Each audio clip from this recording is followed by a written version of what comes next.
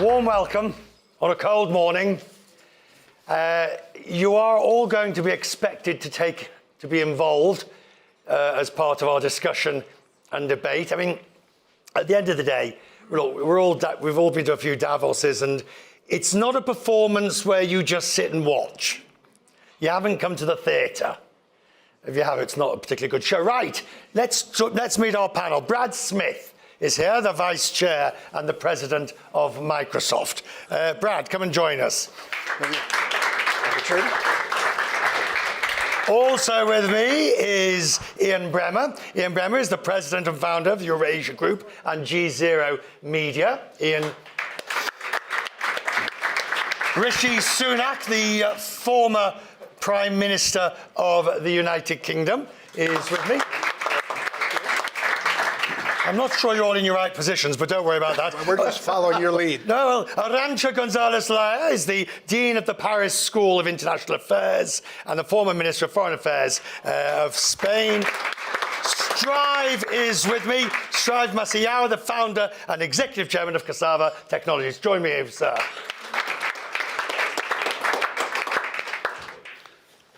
Welcome one, welcome all. I know you're all going to be extremely concerned to know this important fact.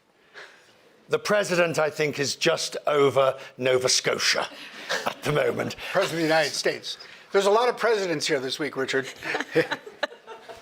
I'm not going to retaliate on that. We're talking now about the state of the AI diffusion. And I think it's important that before we even begin on that discussion, we understand what do we mean by this phrase, AI diffusion. What is it that you understand? I'm going to start with you as one of our co-hosts, and you obviously have the report that you brought out on this. What do you mean by the state of AI diffusion? Well, diffusion is a fancy word for adoption or usage.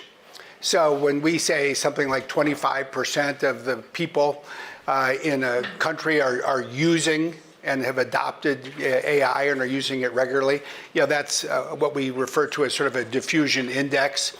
And there's multiple ways to measure how and how much AI is being used. But this is one of the best early indicators that I think anybody has.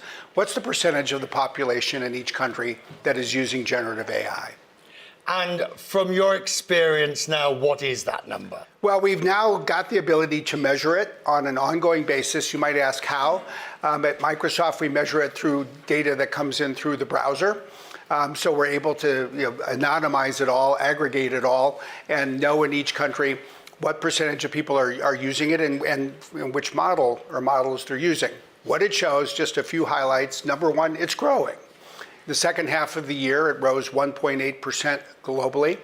Second of all, as you might expect, there's very different trends in different parts of the world. The global north, it's a quarter of the population, 25%. The global south, it's 14%.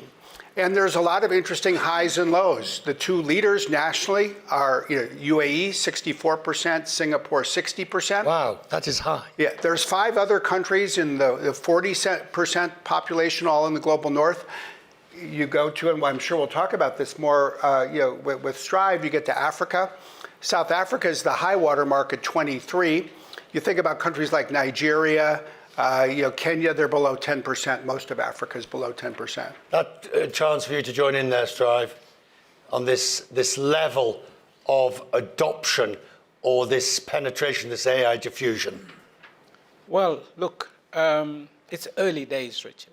We mustn't forget, we're all still at ground zero with this, and we mustn't get ahead of ourselves. I think we are seeing far much quicker adoption here than I've seen in any other technology, even in Africa.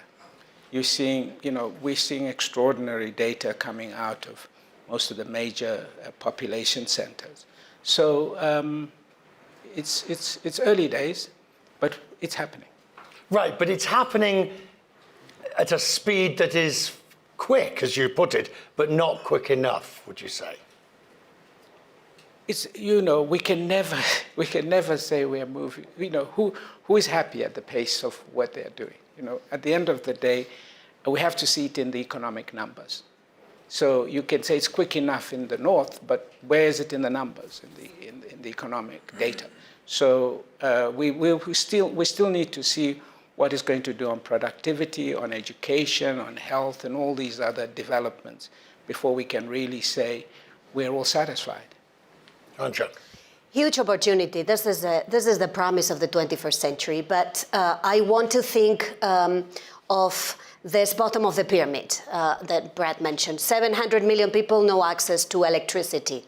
3 billion people, no access to internet. 1.5 billion adults don't have digital skills. This is where we also have to put a lot of efforts, because if we do, then the ramping up would be massive. So this is a plea for not forgetting that in this big AI revolution, we need to fix the bottom of the market. If we do, the results would be phenomenal, because we know that when all of this is fixed, you know, the adoption, quote unquote, is fast. But the real danger is that we don't fix the infrastructure problems, and that division gets wider more quickly. So let's put this also front and center of our conversations. Go on. This is, in my view, is why I think this particular event in Davos is important. Is we look at the top of the market, let's look at the bottom of the market, because again, it's in the interest of everyone that this bottleneck, so to speak, get addressed. I think the first thing to say is this is absolutely the right conversation to be having. And I remember when I left Downing Street and Brad and I were having a conversation, he put me onto Jeffrey Ding's book, which he's subsequently given to pretty much everybody he knows. But the great insight in that book was, if you look at the history of technology revolutions, is you don't need to be the country that invents the great technology to be the country that benefits the most from it. And you can trace that all the way back to the printing press. So, you know, this actually holds out the promise, while the US and China are racing to AGI, actually all the rest of us can really focus on getting the benefit of this technology for our citizens, for our countries, and there's no reason why we can't. So that's, I think, the first thing to say. So it's great that this is the focus. Now, Arancha's good point on, you know, the haves, the have-nots. You know, you can see that in the stats, you can see it in the diffusion report, and your point on electricity is well made. I think I read somewhere, I think Virginia has 7 times more data center capacity than the entirety of the African continent, and Strive is working very hard to fix that. And maybe the other thing that would give us some pause for caution is around language. You know, this is a technology, these are large language models. They are trained predominantly in English. English obviously isn't the first spoken language of most of the world. And making sure we have an eye on that, I think, is something that is going to be important. I just want to say briefly, let's recognize there are 2 Davoses happening right now, right? And there's one that is, as Mark Carney eloquently and properly put it yesterday, in a process of rupture. It's being driven by states, it is leaderless, and it is in crisis. There is a second Davos going on literally at the same time, on the same promenade, mostly with different people. And this is one place where the people are coming together that is being driven by private sector corporations. It is largely not being driven by governments. Those corporations may be based in individual countries, but they are fundamentally interested in markets outside their home country because they're core to their business models. And so we can still think about globalization. We can still think about diffusion as an opportunity and not as a potential tax, not as a backlash, not as an instability. And that makes this conversation so much more hopeful than the other one that everyone here is going to have to deal with and get stuck by later on today. Oh, except the 2 collide. Those 2 Davoses collide, and when they do collide, what happens then? Here, well, look, it is certainly true that governments are playing a role in creating incentives for companies to act or not act. But in the United States, let's face it, this administration is functionally much more kleptocratic than it is state capitalist. China is more state capitalist than it is kleptocratic. So there is a lot of pay for play. And we saw that with crypto. But I mean, I'm not willing to say, I don't believe that geopolitics today is fundamentally altering the AI landscape. I don't think Strive thinks that. I don't think this panel believes that. I think it will over time. There's the potential for a US versus China AI Cold War, but that's not where the energy and the money is right now. So I'm going to push back on that. Yeah, I'm in that camp.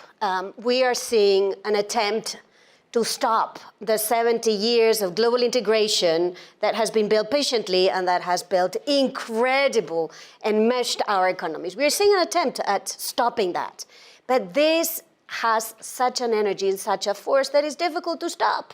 So for all the talk and all the rhetoric, there is no stopping, there is no going back. So what we will have to deal is with the ruptures that this generates, inefficiencies that it generates, and make sure that it does not create a conflict that is impossible to manage. It's an interesting one. Different parts of the private sector, I think, play different roles and are impacted in different ways. Rishi and I were talking earlier this morning.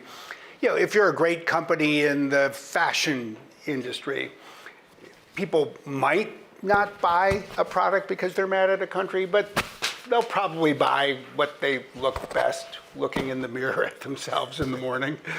But when we're talking about AI, when we're talking about digital technology, when we're talking about the cloud, you're really talking about the fundamental infrastructure on which governments run, on which countries run, on which economies run, which is another way of saying they need to be run on trust. And so when trust fragments and breaks down across national borders, it does affect this. Which is where we are at the moment. I think that's where I was smiling at Ian when he gave his very welcome, positive view of the world.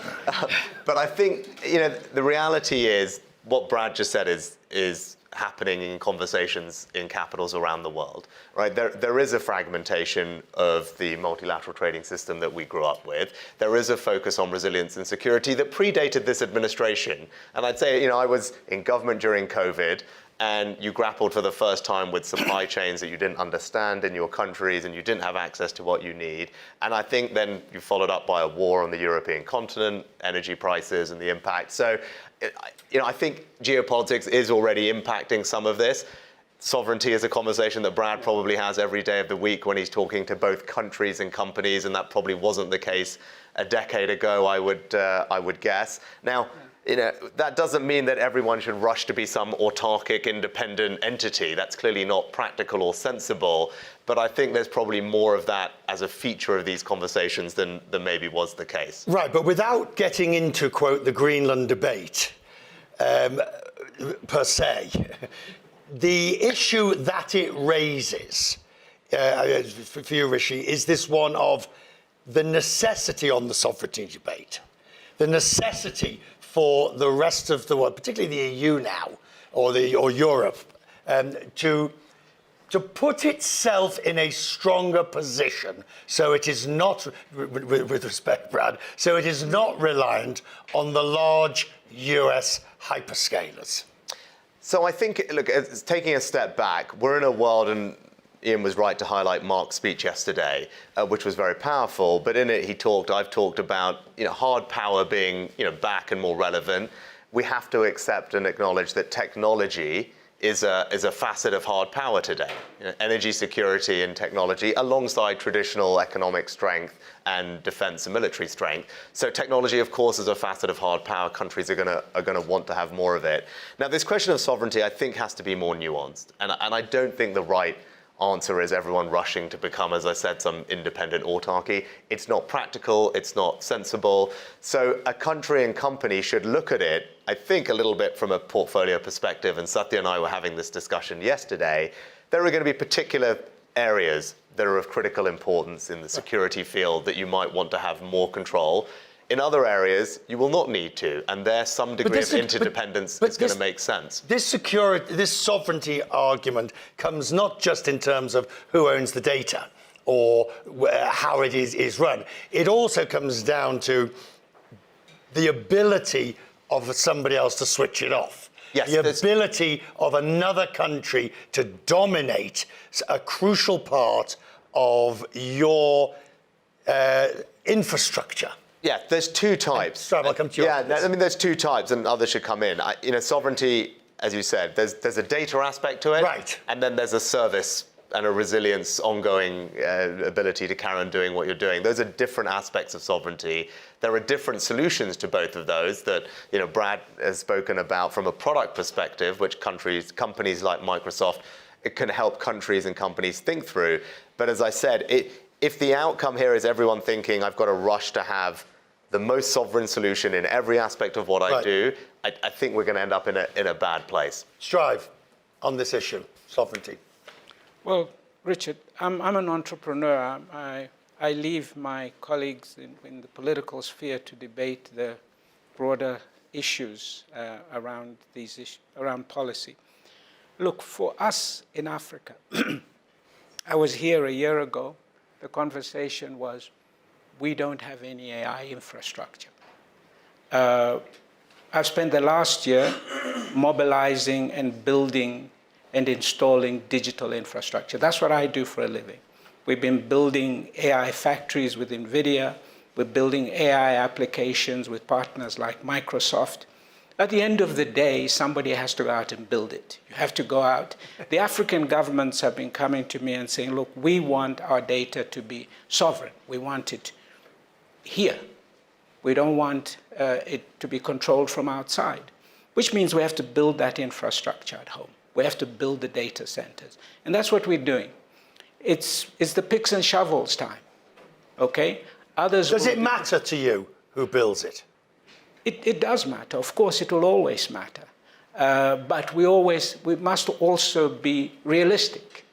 As Rishi said earlier on, okay, we are not going to rush out to build frontier models, Richard. Exactly. But we will use them. Right, but we have to be shrewd about how we use them, how we focus on the applications that are relevant for our people. How do we get the smallholder farmers? How do we help solve the problems around education and other issues? So there's space to play here. But I guess what one's trying to ask is that you don't want to embed previous mistakes into the future and repeat them. Absolutely. But we are interconnected globally, and we'll never be able to avoid that. Look, there's no one who can control their own fiber network globally and operate. The world just isn't like that. And I actually think Strive, one of the more interesting success stories is the fact that you as an entrepreneur did something that no one had ever done before. You created a telecommunications cable that went from the northern tip of Africa to the southern tip of Africa, which meant that you had to win the trust of every government to lay the cable, and on any day, any government that controls the territory through which that cable runs could cut it off. So you have to sustain the trust and create this understanding that there is a common benefit in connecting people together. So I think it speaks to the fact that, frankly, part of what you need to do in order to succeed in the technology sector, whether it's telecommunications or now AI, is find a way to work with lots of different people and sustain trust from them. Yeah, it's the world of, it's not the world of undo, it's the world of redo. And redo means that you have to be more attentive to diversification, that you've got to be more attentive to trust. In the past, it was all about efficiency. And efficiency could take you very, very far. Today, efficiency has to be married with trust. But if you look at the data, it is moving unabated. It is going forward on health, on education, on small businesses, on agriculture. So we have like two levels. We have the level of big sovereignty, capital S, but the reality on the ground. So what we need to make sure is the two are connected. Let's talk about data, and then we'll come to you. GZERO Media surveyed its followers across social media channels to get their views on some of the themes we're discussing. This is the question and the results. What is the biggest barrier to AI adoption in less developed nations? Is it cost and infrastructure, lack of skills, regulation, trust and ethics? Do not show the result yet. Do not show the result. What do you think the result? You know the result, don't you? No, I don't. All right, let's have it. Go on, what do you think the result is? You want me to predict? Yes, biggest barrier to AI adoption. I'm guessing that most people are going to be in the first two rows, but we'll see. Cost and infrastructure has to be, overwhelmingly. I care about lack of skills, because that's a crucial one. And the result is? There you go. There we go. Yeah. Now that's a dramatic difference in terms of the results, which at one level is not surprising, but at another level, Ian, is a true barrier when it's costing infrastructure. Well, what's the biggest problem been in terms of responding to climate change and helping countries be able to actually get to sustainable resilience? And the answer has been everyone talks about it, everyone agrees on the science, but people aren't willing to actually write the checks. They don't think it's their problem. Now here, it's at least a win-win. I mean, there it felt more like a zero-sum game. It felt like, well, you know, you're saying that you guys industrialized, we didn't get to, so you have to pay us. It feels like charity from the Americans, even though that's not a reasonable way to think about it. It has that debate where when you talk about AI, you're really saying, you know, you just need to recognize that if you are prepared to actually put this money in, there are market opportunities, there are human capital opportunities. This is not about spheres of influence. It's not about ending globalization. We have to stop with this idea that just because Trump says something, it is so.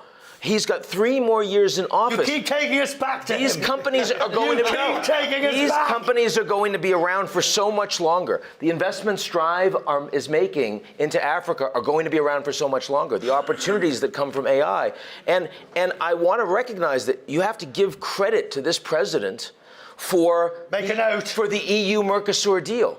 You have to give credit to this president for Canada moving towards China. And there's more resilience and more globalization happening because of Trump in many ways than there was before Trump. And that is going to drive private sector companies to do more in other countries. There's no question about that.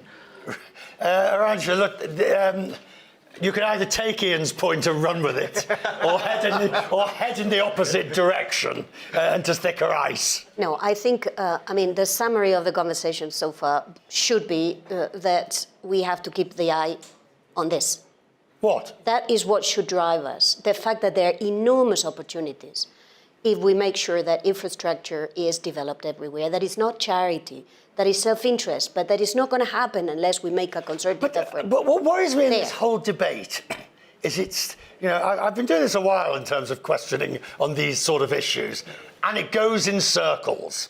The same issues come up again and again, and I often wonder, well, you shrug. No, in the sense of how we move it forward, Brad. Well, I look at the two top rows, and say they're actually related. The top row is, you know, how do you overcome the high costs, so to speak, and build more supply.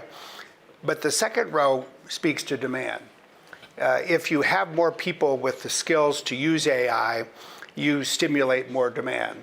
As demand rises, actually, then the market responds and supply is built.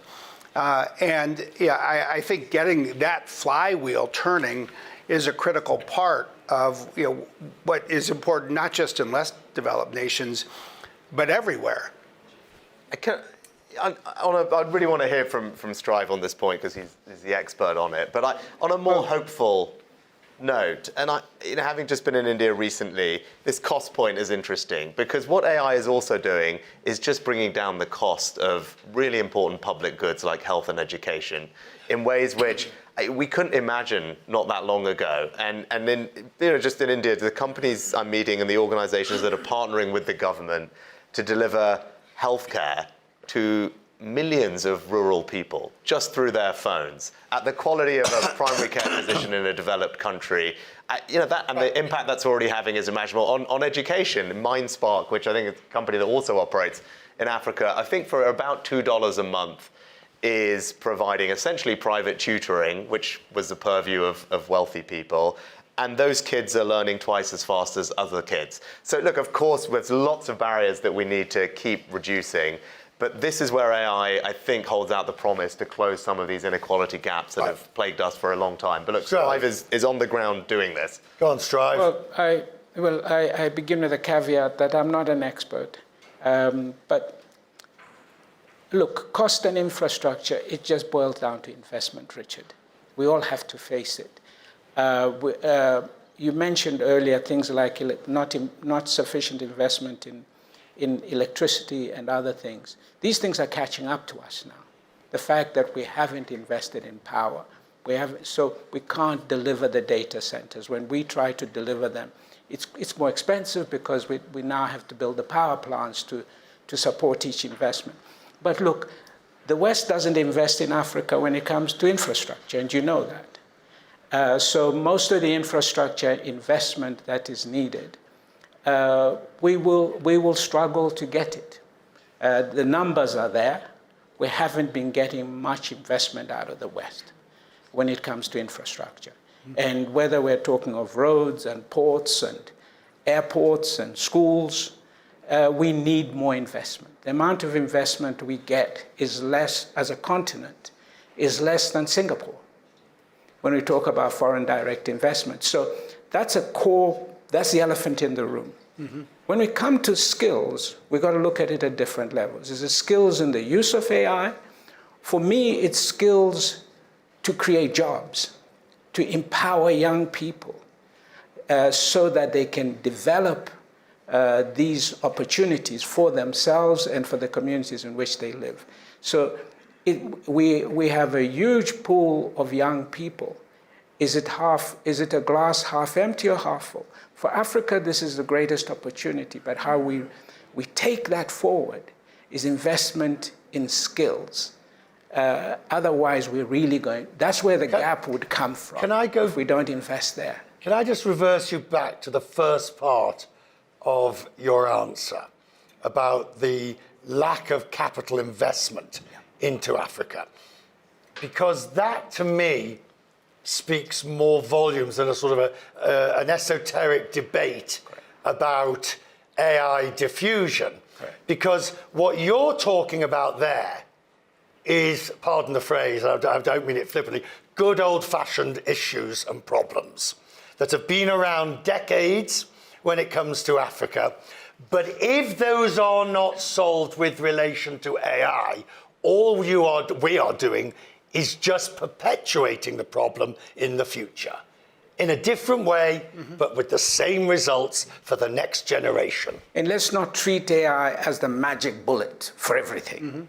Okay, there's hard stuff to be done, and that hasn't been done. We need to have an honest conversation about why we don't get sufficient investment. But that's old-fashioned issues. Correct. That goes back to the the things that I've been covering since I first became a journalist. Exactly. You know, issues of investment in Africa, returns on investments, corruption, the regulation. There's nothing modern and digital about those issues. Yeah, but people shouldn't complain when China does the investment. Right. I think, you know, and because that's what you're going to see in AI. Yeah. Okay, if you don't invest, you will see it. Africa will turn to where it can get that investment. So don't complain down the road. That's all I'm saying. We need to be honest about this. We need to see serious investment taking place if we are to realize this opportunity. And I think that's a completely apt analysis. And I think there's two things one can think about. First, I would advocate for African governments doing more on the demand side to help energize more market-based investment, which I think they can do in two ways. One is the more the public sector, the government moves to the cloud and uses AI, they create the demand that will energize some more free market investment. The more you can aggregate demand, much like the European Union did. If you can build a data center in Kenya and serve 6 countries in East Africa, then it attracts more capital for that data center and the electricity to produce it. But I agree with what Strive is saying. At the end of the day, there is a market imperfection. And the capital, therefore, will flow from China. Right. It will be basically the telecommunications playbook and the Belt and Road playbook modernized for AI, with Chinese subsidies for Chinese hyperscalers, ultimately with Chinese chips, using Chinese AI, and in all probability with African data moving to China. or we can get the West energized, but I think we have to recognize that that does require development banks, development assistance. I don't really see the private sector meeting that need by itself. Because the Chinese are actually doing the ecosystem right now for the long term.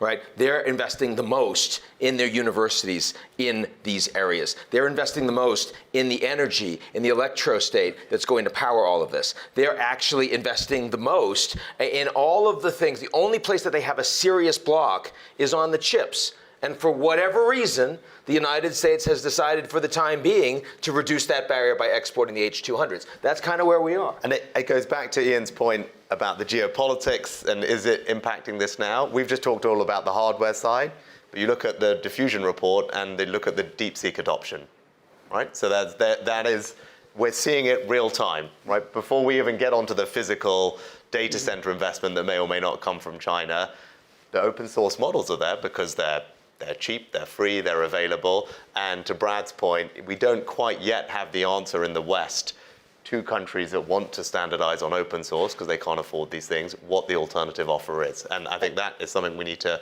address relatively quickly. Let me give you a very concrete example, because at the end of the day, we have to land these conversations. Project Mission 300, spearheaded by the African Development Bank. Get electricity to 300 million people in sub-Saharan Africa. Who's partnered with the African Development Bank? European governments. Who's partnered with the European governments and African Development Bank? Foundations. Private sector. Where is the US in all of this? The government is nowhere to be seen. So, nature has horror of the void. If they leave the space empty, someone will use it. Then let's not cry, then let's not complain, then let's not argue that there is the goodies and the baddies. In today's world, there are choices, and countries will use the choices to get to something as basic as electricity. And this was the one place where I disagreed with Mark yesterday, which is this idea that, okay, there's a rupture, but we have to recognize what happens when there are fortresses all over the world. We don't see building of fortresses all over the world. What we see is a vacuum, what we call a GZERO world, and we see the private sector, and we see foundations, and we see Strive, and we see other governments, including China, and they're all rushing in. They're all rushing into that vacuum. Is that global leadership? No, it's messy. Is it going to take a long time to figure out how that shakes out? Sure, but it's happening. It's happening. Let us pause for some questions. Hi, I'm Peggy Hicks with the UN Human Rights Office. I wanted to ask about AI diffusion because I've heard you talk and you asked about how those two worlds of companies and states can collide. One of the areas is on how we do AI diffusion, because the reality is it's not just about those numbers about how much is done, but whether or not it's done right in a way that serves people, minimizes the risks, and actually maximizes the opportunities for those who need them in the way that Arancha is talking about. But we have a real pushback on the idea that we need any guardrails, and a fallacy that the only way to get to where we need to get is to take all the guardrails off and just let everything flourish, and that's the only type of innovation that works. Do you think anybody's suggesting taking all the guardrails off? Pretty much, yes, I do. I mean, you don't understand the amount of backlash we hear when we bring up basic ideas around human rights that are actually fundamental to getting these questions right in terms of how they can serve people. And you sit in other panels in Davos here, you will hear a much different reality about how we're doing on things like AI chatbots and obviously the notification issue that arose. Those are examples where regulation could have addressed those issues, and it's not happening. I think this is one for you. Well, first, Peggy, I think you raise a really important question. And I think one needs to think about the need for guardrails and then who will create them. During the last year, things have definitely gone in different directions around the role of, I'll say, regulated guardrails. And you talk about a mess. I mean, it's just been confusion to some degree. Now, the interesting thing I actually do think is the example that you use, and this protection of children, the protection of women. People spoke, and Elon Musk changed the practices of his company. And yeah, I do think there are really important conversations happening here. This is another part of Davos. What does this mean for children? What does this mean for mental health? And let's think about this, and let's think about it now and not wait a decade as we did, for example, with social media. Isn't it rather worrying, though, that we're sort of reversing into that rather having to put that in front to begin with? We're sort of having to put the foundations, or maybe it's inevitable, I don't know. Maybe it's inevitable with any major new technology like this, that you do end up putting the foundations in once you've realized it's a bit creaky and falling over. I don't think one needs to postpone these conversations. I think that the fact that people postpone these conversations for social media, mostly I would just say because people didn't anticipate the collateral damage, the unintended consequences. We don't need to repeat that. We are older and wiser. Now, I think one of the challenges is when one creates a regulatory architecture that is so complex, then you have this other concern. This is just going to slow everything down. And I think that is a big part of what people reacted to over the past year. But I do think we can prioritize certain things. Let's all agree. We should not create AI that leads children to commit suicide. That is not a high bar. Let's protect the mental health of young people. Let's protect the right to privacy. Because I would argue that in a world where everyone is sharing so much data and where AI can process so much data and governments can potentially get their hands on so much data, if you can't protect privacy, I don't think you can protect any other political or human right that, say, the countries of the democratic world depend upon. And we should not postpone that. Peggy, I think it's an excellent question, and I have two young girls who are 13 and 14, so obviously I viscerally feel it as a parent before you think about it as a policymaker, and I wrestled with exactly this when I was in office. And the balance you're trying to strike is we have in our hands something that can deliver a huge amount of benefit to our citizens, whether it's on healthcare, education, and particularly in countries in Europe, growth, which we have struggled with for a long time and we need more of. And this thing has arrived, which can solve a lot of those problems for us. And that would be very good news. And on the other side, of course, it presents new risks, like all new technologies do. And the judgment I made was we shouldn't rush to pass a whole set of new laws that would slow down the technology before we fully knew how it was going to be developed. And that's a decision that I stand by. Other countries have taken different approaches, but that doesn't mean you do nothing. To your point about it's kind of let everyone do everything. I don't think that's right. If you're in office, you have a duty to protect at least children, if not society more broadly. And what we created with the Safety Institute, Security Institute in the UK, that gave governments the technical ability to just understand the risks that the new technology posed, because we had to develop that capability. And I thought that was the first place to start. Let's just actually know what we're dealing with here, keep on top of it. And because those relationships were not the traditional regulator-regulated relationships with the labs, they've actually proved to be very constructive, where the labs share information thus far in advance. These bodies are able to assess where the risks might be. And actually, so far, it's been pretty constructive and collaborative in resolving them. But it needs to be kept an eye on. And of course, as Brad said, there are some basic values that all of us in this room and everyone agrees with, that whatever is happening, we need to make sure that we maintain. Rishi, can I just ask you, though, what is it like when you are in that position of having to, you've got to make a decision or you've got to make a policy, and frankly, you really don't know what it is you're dealing with.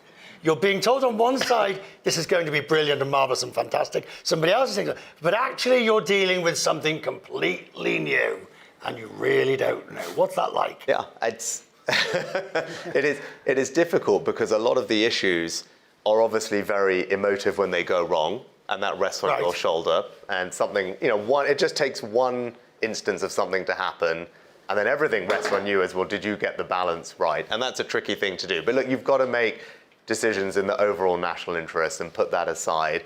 And it was precisely because of that, Richard. Right. It's precisely because there's a lot that we don't know, Exactly. which is where I thought the wrong thing is to rush in with a massive new set of laws trying to cover every aspect of this, which, by the way, will take a year to pass. The technology would have changed anyway between start to finish. Be a little bit humble about that. Don't do nothing.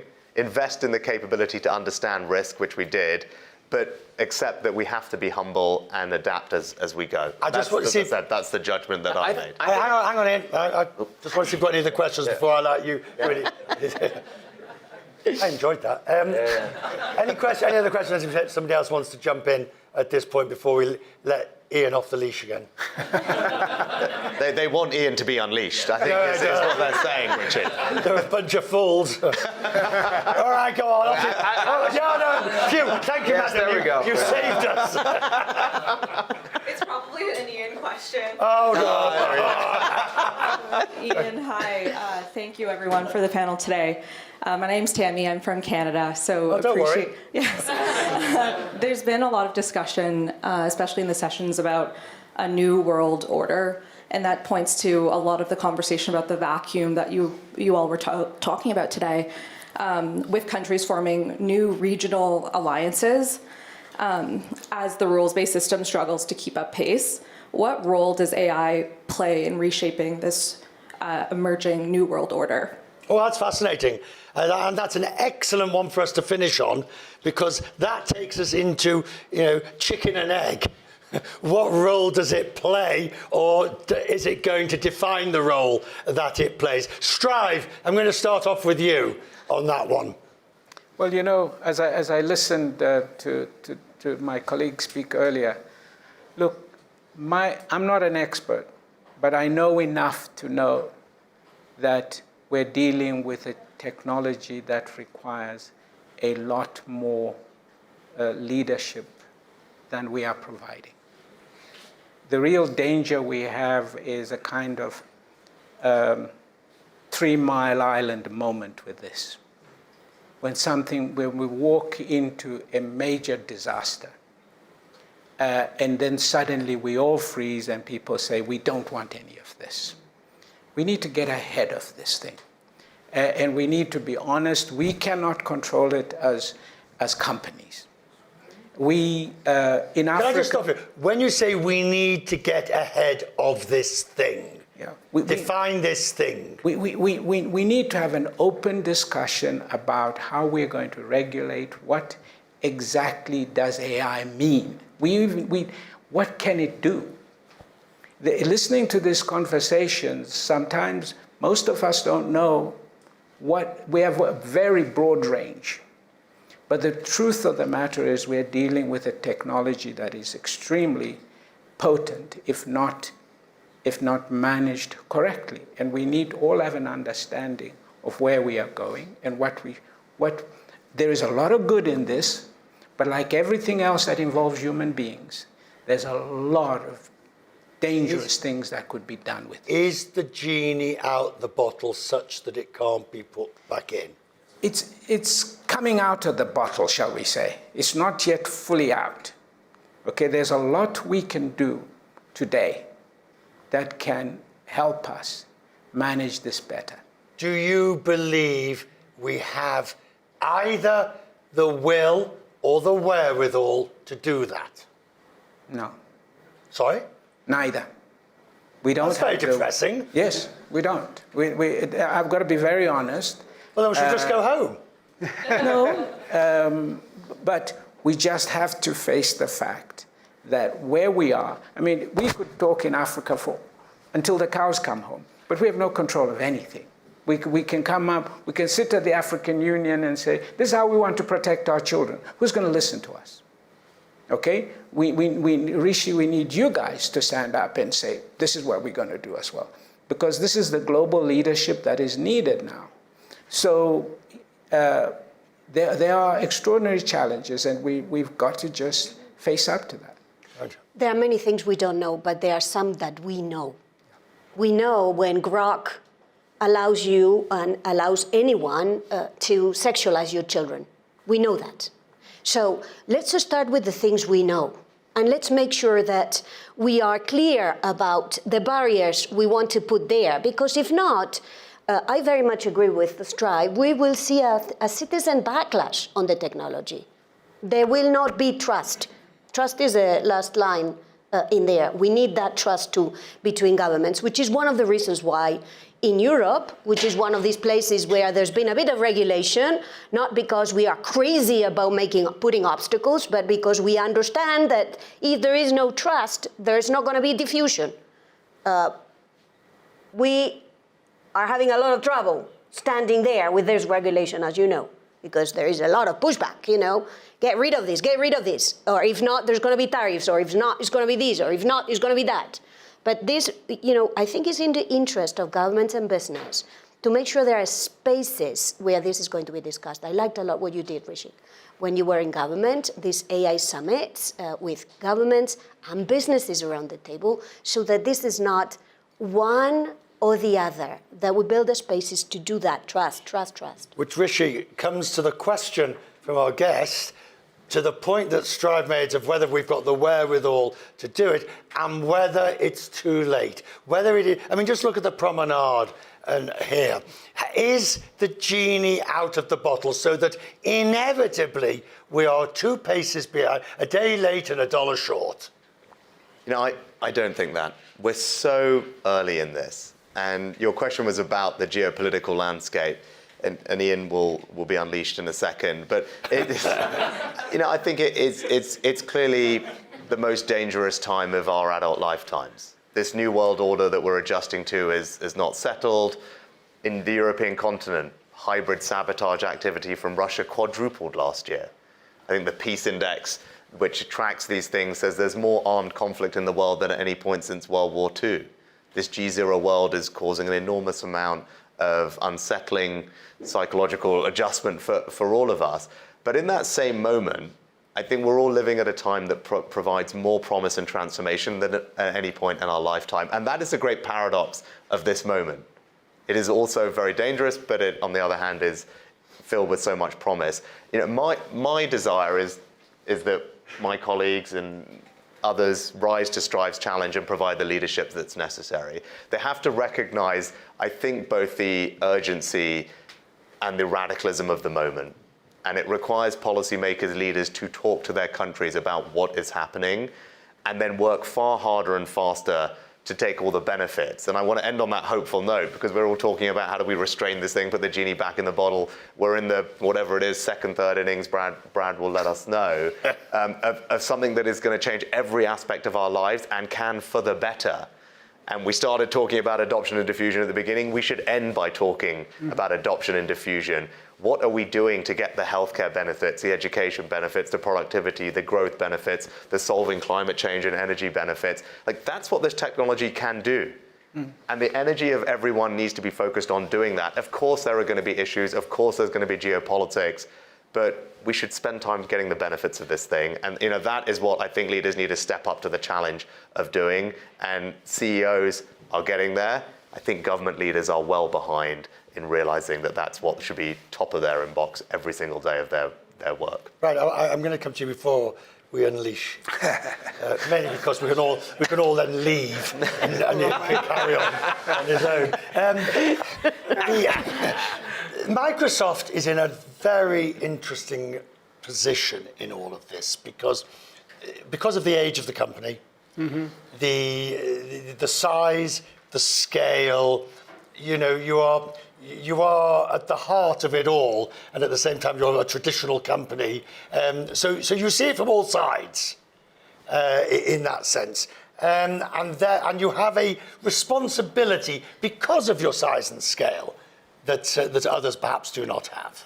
Yeah, the first thing I would say is, while one often has this conversation by talking about what AI might do to people, I think the more important part, especially for this decade, is to think about what people are doing with AI, and the good and the bad. Rishi referred to what it's doing for healthcare as a great example. There's about 3 or 4 days each year where I get to just go out and see something in the field, And I feel like it's the opportunity to see a little bit of magic. Yeah. Like going to Tanzania and seeing a nonprofit using AI to protect the giraffe population. Going to California and seeing the fire service using AI to detect more quickly wildfires so they don't spread and destroy people's homes or put their lives at risk.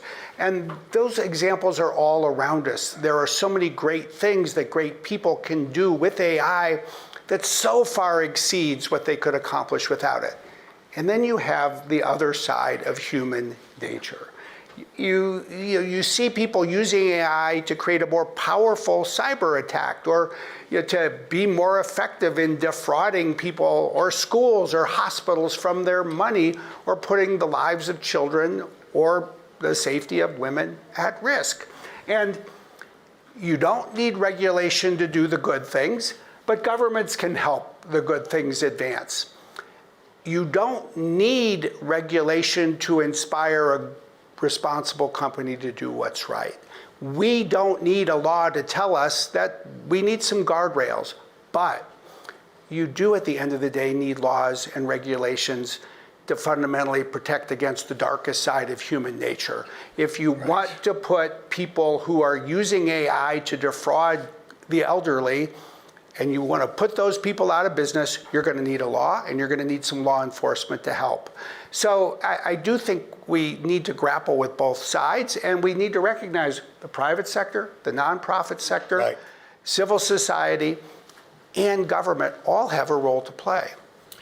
Ian, I think I'm going to regret this. Well, I mean, we could have ended with Brad. It was a really hopeful note. Yeah, I'm hoping that you're not going to learn from that. As Strive said, the genie is only a little out of the bottle, so we only get one wish, right? And that's a good thing, but we also know that if we frame the wish inappropriately, it can be used against us, right? I'm going to actually answer Tammy from Canada's question, since, I mean, she did ask it, which is... I forgot what the question was. It was, what's the impact of AI going to be on our changing global order? And there are three answers to that question, I think in increasing orders of importance. Number one, and this goes back to the question you asked at the beginning in diffusion, is are we going to see a rapid expansion of inequality between haves and have-nots, given how fast AI is rolling out? Right. There's an opportunity to actually create more human capital, more integration. If we get it wrong, we're going to see much more dislocation, much more migration, much more radicalism as a consequence. That's reason number one. It's what AI is doing, speeding that process up. Number two, the US-China relationship. Are we going to see, between the two most powerful countries that are actually the makers of so much of the AI, are we going to see some level of alignment to make sure that we don't get involved in an AI arms race? Are we going to see some guardrails, not necessarily trust, but at least interdependence on things that could blow us up? Right. If we see that, we'll be much safer. If we won't, we'll have an AI Cuban Missile Crisis type moment. That's a very dangerous thing to manage through. Be positive. Be positive. Okay. Number three, the one that's most important. Go on. Is what we do with AI and human beings. Oh, come on. Because the global order is ultimately about who the people are that are running the various companies and the countries. And those people are increasingly going to be interacting with AI. They're going to be programmed by AI. They're going to be different. We can learn from social media. Now, Brad said, well, we didn't really know. Yeah, a lot of us didn't know. I think Facebook knew. And I think they chose not to be responsible. Now, I think there are a lot of people that now understand that we went through political elections all over the world, and a lot of people got elected because of social media. A lot of people went direct to the population. They promoted disinformation because of social media. We have far more radicalism. We have far less responsibility and accountability to citizens. And we certainly don't have responsibility to people outside your country because of social media and what it has done to the political and electoral process. Now, AI is going to do that algorithmically with people experimenting in real time as a trusted friend, as the person who really knows, yes, you really should vote for this person. So we're going to find out. If we don't take any responsibility around how AI interacts with citizens, then we're going to end up in a global order that is going to elect a whole bunch of people that are going to do the wrong things for how we want this world to come together, the dialogue that we want to have. That's it. Right. There you are. We're out of time. But before, is today going to be a good day? It already has been. Thank you.